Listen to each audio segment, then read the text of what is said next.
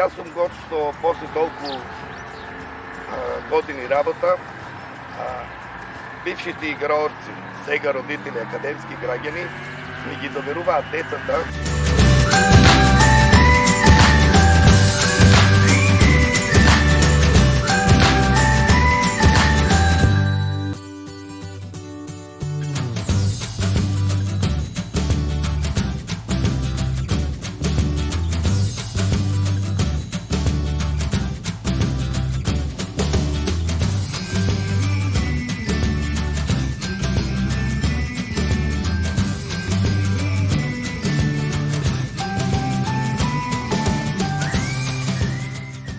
Периодот на децата кога се запишуваат, тоа е период некаде во трето-четврто одделение и тие, посебно кај нас во малите места, еве зборам за Делчево, а тие се овде присутни до прва година на факултет, втора година, бидејќи тие си го определуваат нивниот животен пат.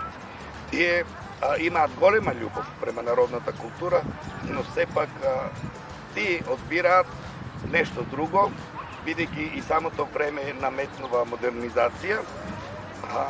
Тоа се генерации, за сегашните генерации зборам, тоа се други генерации, не се генерации кои почнавме ние во далечното.